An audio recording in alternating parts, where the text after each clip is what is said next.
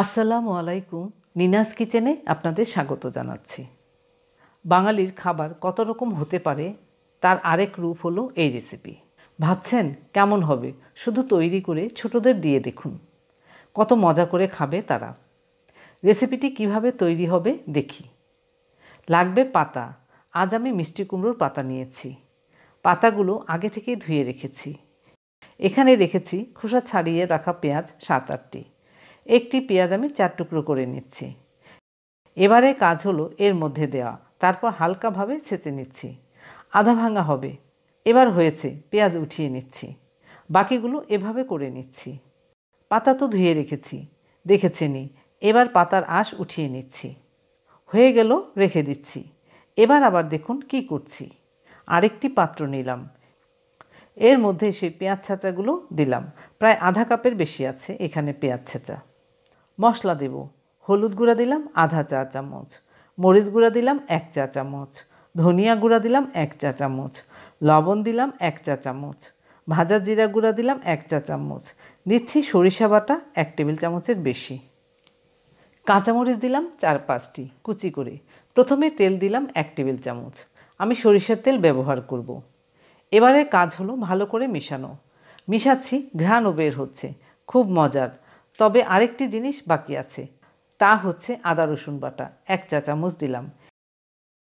এবার ঘ্রাণের পূর্ণতা পেল। দিচ্ছি মাছ। বন্ধুরা, আমি শোল মাছ দিয়ে রেসিপিটি তৈরি করব। মাছের টুকরোগুলো আমি ছোট করে নিয়েছি, তাতে মাছের ভিতরে মশলা যাবে, খেতেও ভালো হবে। মাখাতে মাখাতে খুব সুন্দর ঘ্রাণ বের হচ্ছে। এর মধ্যে সরিষা বাটার ঘ্রাণও মজার বের হচ্ছে। আবারও 1 টেবিল চামচ তেল দিলাম। এবার আবার মাখাতে থাকবো, আরও সুন্দর ঘ্রাণ বের হবে, তাই হচ্ছে।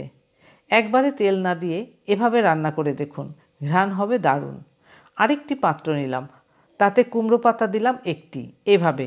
এর উপর আরেকটি দিলাম। পাতা তো দেওয়া হলো, এবার পাতায় মাখানো মাছ দিলাম 2 টেবিল চামচ। এবার আবার ভাজ দেব কীভাবে দেখার বিষয় আছে। পাতার একটি ডাঁটি ফেলে দিলাম। প্রথমে ভাঁজটি এভাবে দিলাম, তারপরেরটি সেই একইভাবে করলাম। তারপর 2 পাশ মুড়ে পাতার ডাঁটি ভেঙে দিলাম, উল্টো করে রাখলাম। ব্যাস হয়ে গেল। চাইলে আপনারা টুথপিক দিয়ে আটকাতে পারেন। আরেকটি পদ্ধতি দেখাচ্ছি। মাখা মাছ সেই একই পরিমাণ দিলাম। এবারে ভাঁজটি আবার দেখুন। এই পাতার বোটা ফেলবো না, এভাবে ভাঁজ দিলাম। এর পাশের পাতাও নিলাম। দেখুন হয়ে গেল মোড়ানো। এবার রেখে দিচ্ছি। এর মধ্যে আবার বরবটি দিলাম কুচি করে, খেতে আরও ভালো হবে। মেখে নিলাম বরবটির টুকরোগুলো মাছের সাথে। এবার নিয়েছি একটি পাতা, বেশ বড়। এই পাতাগুলো আমার বাগানের। পাতা তো নিয়েছি, খুব কচিও না আবার খুব পরিপক্কও না, সেই একইভাবে মুড়ে নিচ্ছি।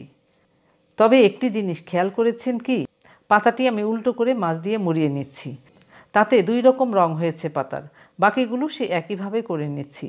আমি যেভাবে ভাঁজ দিয়েছি তাতে ছুটে যাবে না। এই পর্ব শেষ। এবার রান্নার পালা। এবার পাত্রে তেল দিলাম 2 টেবিল চামচের মতো, সরিষার তেলই দিলাম। তেল গরম হচ্ছে, এবার দিচ্ছি পাতায় মোড়ানো মাছগুলো। সবটাই দিলাম। 3 মিনিট হয়েছে, কীরকম হলো দেখি। দেখতে পাচ্ছি পাতা নরম হয়েছে অনেকটা। এবার উল্টে দিচ্ছি। ভয় পাওয়ার কোনো কারণ নেই, পাতা নরম হলেও ছুটে যাওয়ার ভয় নেই। সবগুলো উল্টে দিলাম। পানি দিতে হবে না, সরিষা বাটার ঘ্রাণ পাচ্ছি। আবারও ঢেকে দিলাম। চুলার আঁচ কমিয়ে রেখেছিলাম 5-7 মিনিটের জন্য। দেখুন কতটা পানি বের হয়েছে। মাছ আর পেঁয়াজ থেকেই পানি বের হয়েছে। উল্টে দিয়েছি, পাতার রং বদলে যায়নি, সবুজ আছে। আবারও 5-7 মিনিট পর ফিরলাম। পানি শুকিয়ে তেল বের হয়েছে, ঘ্রাণও পাচ্ছি মজার। এবার চুলা বন্ধ করে দিলাম। এবার পাত্রে উঠিয়ে নিচ্ছি। আসুন দেখি ভেতরেরটি কেমন হলো।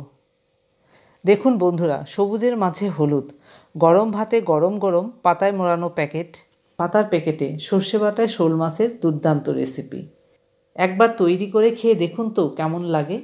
ধন্যবাদ সবাইকে আমার ভিডিওটি দেখার জন্য। আপনারা ভালো থাকবেন সবাই।